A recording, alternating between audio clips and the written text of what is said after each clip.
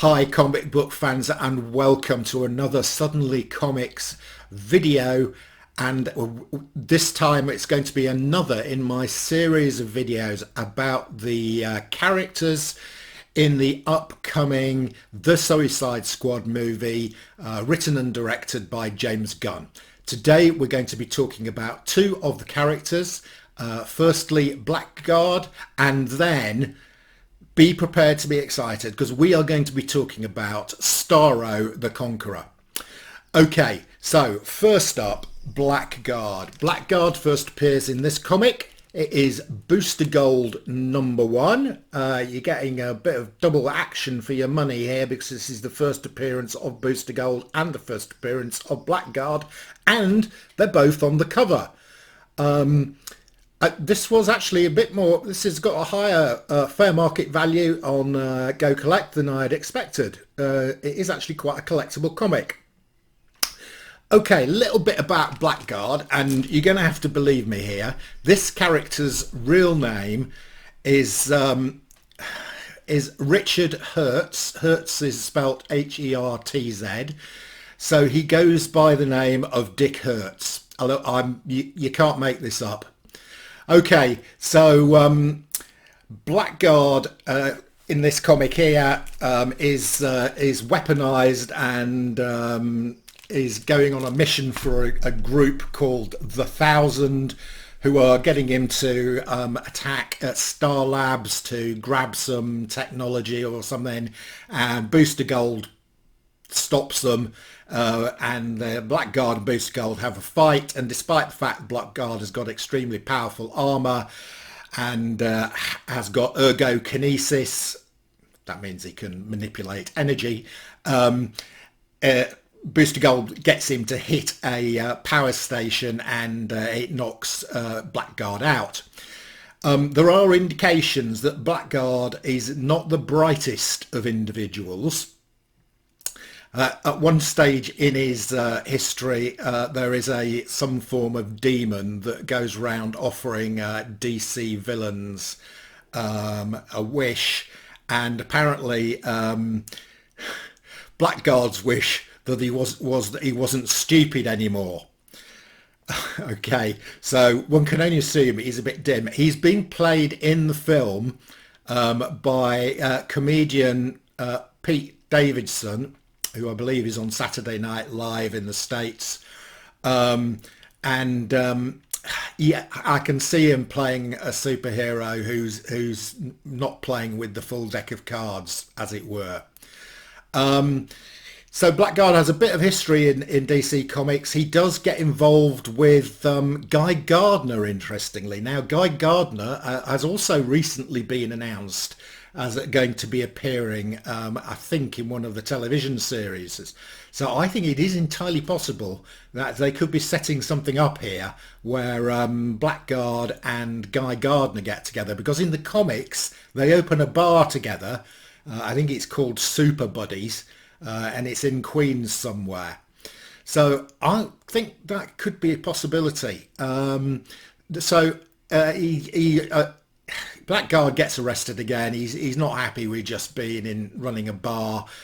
So he goes back to his ways of crime. He gets locked up in the Belle Reve prison in Louisiana, where he is recruited for the Suicide Squad by Amanda Waller.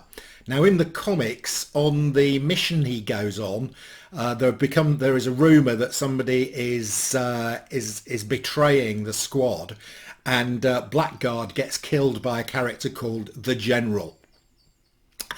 Okay, so that's enough history for Blackguard. Do I think Blackguard is going to get killed in the upcoming movie? Well, I've heard rumours that he's going to be co-starring with John Cena in the Peacemaker television series. I also think he could end up appearing with Guy Gardner as well. So no, I don't think they're going to kill off Blackguard, even though he is dead in the comics. Now guys, we are going to talk about one of my favourite supervillains of all time. He comes just behind Doctor Doom, just behind the Joker, and we are talking, of course, of Starro the Conqueror. Now, Starro the Conqueror first appeared here in Brave and the Bold, number 28. Here's my copy.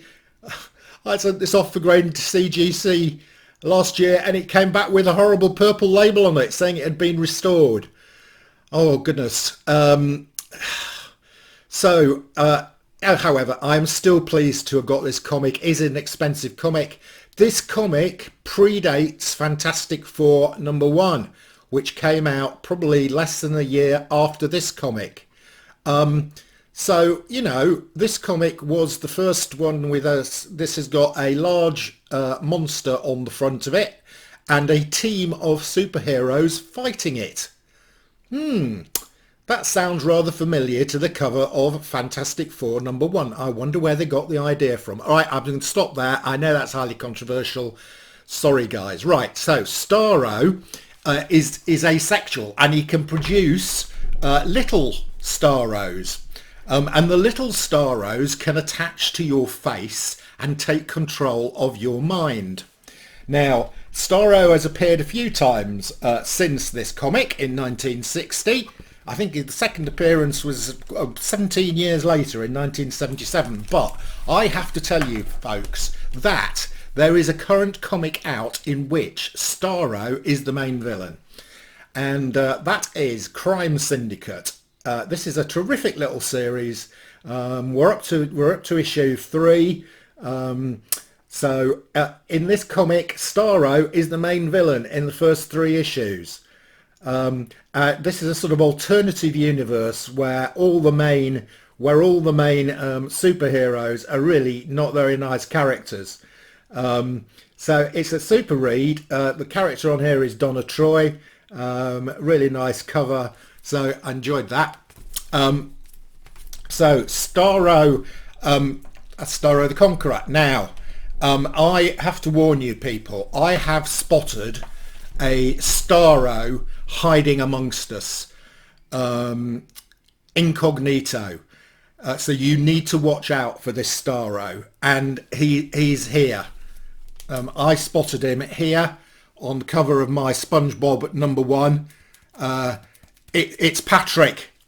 Here he is again, appearing on the back of my SpongeBob #1. Yes, Patrick the Starfish.